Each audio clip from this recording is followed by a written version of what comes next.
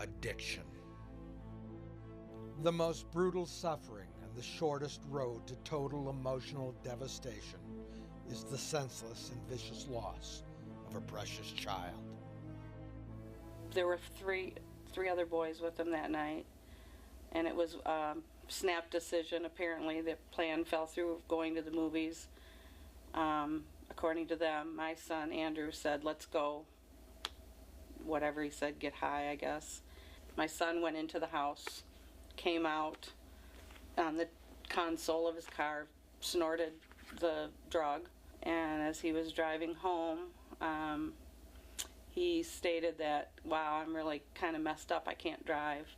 So they pulled up in front of our house and made a phone call to our house and said, "You better go out and see your son, he's not doing so well."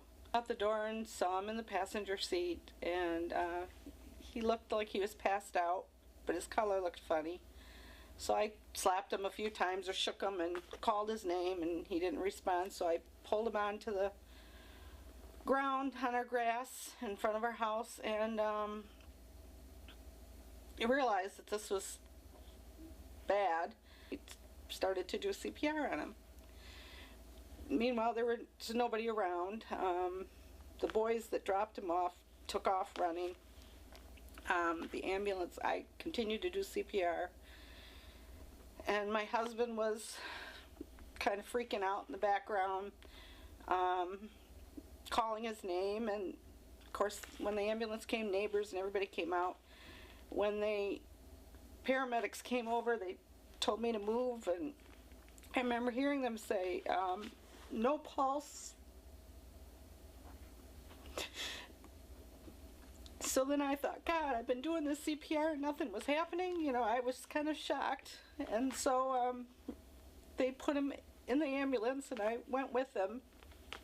And the only kid that he hung around with, I had a phone number in my cell phone. I called him. I had the cell phone in my pocket. And I called his friend, and I said, "What, were you with Andrew? What did he take? What's going on?" And this kid said, "I don't know, let me make some calls. I haven't seen him all night." And so after we were in the hospital and they were doing everything they had to do, the kid called me back and said he took heroin. And I said, "Heroin? What do you mean heroin?" He said, "Yeah, he snorted heroin, that's what they tell me." And so by that time the hospital had done what they have to do to reverse, and they were able to bring him back, I guess, after 2 days of being on the ventilator, and his brain was swelling. And they said that was a danger that could happen. And they told us that, you know, they did the test and he was brain dead. And they asked us if we wanted to donate organs. And my daughters and my husband and I talked, and we decided that that's what Andrew would want to do. And so he was an organ donor. And that's the only good thing that came out of all of this.